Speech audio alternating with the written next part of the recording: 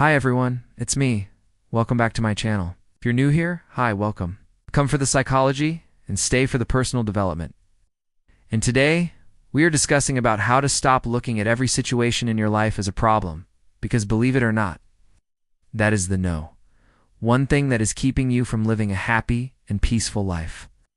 Every single human on this planet, all of us experience problems, but the way we view those problems, or the way we label those situations, determine whether or not we have a good life or a bad life. I'm gone, share with you what reframing looks like when we change the perspective of a situation, how that changes our actions and ultimately changes our life. So the first scenario is you're walking on a sunny day, birds are tweeting, you feel good, and then all of a sudden, a dog comes running towards you and starts barking and growling, and you trip over and fall down. Now in that situation, we have two different ways that we can look at it. We can either say, oh my God, a dog just attacked me and I fell down. Or we can say, wow, I am so grateful that I was outside today to be able to see such a beautiful dog. And although I fell down, I am so grateful that I am okay and I'm just gone. Get up and continue my walk. Right? The difference between those two scenarios is so huge, and the difference between those two people that have that mindset is also really big. So the person that thinks, oh my gosh, I was attacked, I fell down. They come to work the next day, and they be constantly looking over their shoulder.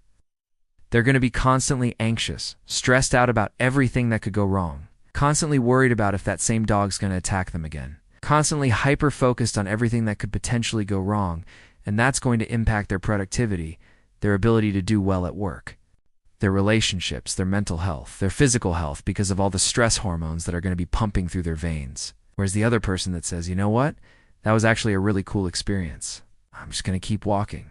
They're going to wake up the next day feeling better about themselves, about their life, about the world around them. And because they have that positive mindset and they don't label things as a problem, they're able to focus on what's important to them, which is their goals, which is their relationships, which is their mental health, their physical health.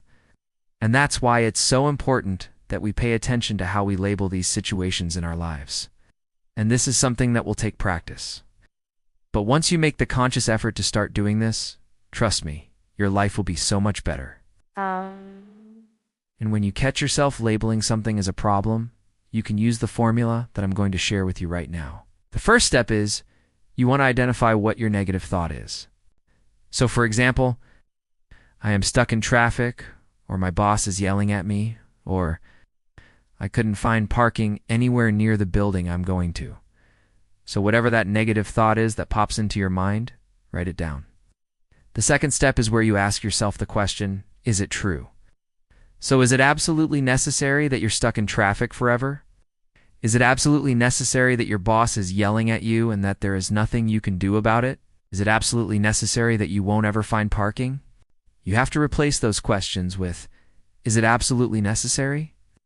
Because most of the time, these thoughts that pop into our brain are not necessarily true. Okay, so once you identify that thought and you ask yourself, is it true?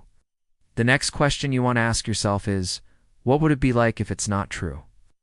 What would it be like if I'm not stuck in traffic forever? What would it be like if my boss isn't yelling at me? What would it be like if I actually do find parking within 5 minutes? Most of the time when we think about these things and we say, well, actually, maybe I will find parking pretty soon. Maybe my boss isn't actually yelling at me.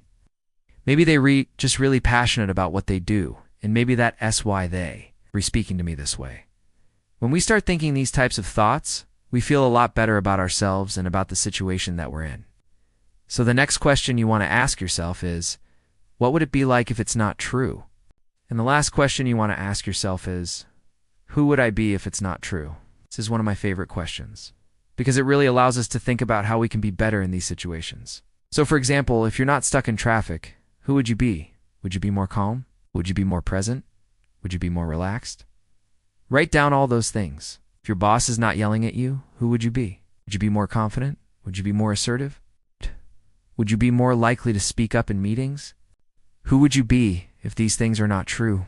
And the last step is to take action. So once you identify that negative thought, once you've asked yourself, is it true? Once you've asked yourself, what would it be like if it's not true? And once you've identified who you would be if it's not true, now it's time for you to take action. So for example, let's say you are stuck in traffic and you think to yourself, okay, I'm stuck in traffic. This is a problem. You ask yourself, is it true? And you realize, no, I'm not necessarily stuck in traffic forever. I'm only stuck in traffic right now. Then you ask yourself, what would it be like if I'm not stuck in traffic forever? What would it be like if I do get out of this traffic very soon? You might feel a little bit calmer, a little bit happier, a little bit more at peace. And then you ask yourself, who would I be if I'm not stuck in this traffic forever? Maybe you would be more patient. Maybe you would be more kind to the driver that just cut you off. Maybe you would be more understanding of the situation that's happening. Maybe you would be more present in this moment instead of focusing on the fact that you're re-stuck in traffic. And then you take action based off that. So instead of getting angry at the driver that just cut you off, you decide to be more patient. Instead of getting irritated and frustrated, you decide to be more present in the moment and just enjoy the drive. Another example that I have is if your boss comes up to you and starts yelling at you, the first thing you want to do is identify that thought. So my boss is yelling at me and this is a problem. And you ask yourself, is it true? And you realize, am I actually doing a bad job? Maybe they're just passionate about what they do. Maybe they're going through something in their personal life that's causing them to be more irritable than usual. Maybe they're not yelling at me specifically. They're just yelling at everybody right now. Then you ask yourself, what would it be like if they're not yelling at me? And you realize, oh, maybe this is just part of their personality, and there's nothing I can do about it. Maybe I can actually learn from them and become a better employee because of the passion that they have for this job. And then you ask yourself, who would I be if they weren't yelling at me? Maybe you would be more confident. Maybe you would be more assertive. Maybe you would stand up for yourself and communicate to them that, hey, when you speak to me in this tone, I feel really bad. I feel really small. I feel really insecure, and I'm not performing my best. Can you please speak to me in a different tone? Or maybe you're not even bothered by it, and you're like, you know what? This is just part of his personality. I'm just gone, nah, embrace it, and I'm gone, nah, do my best at my job, despite him yelling at me because it doesn't actually affect me that much.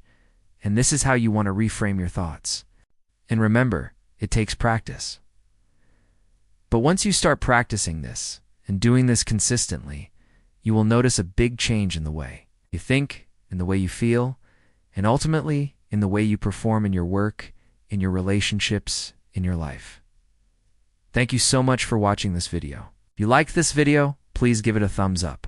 Share it with your friends, subscribe to my channel, and hit that notification bell. I will see you next week. Bye.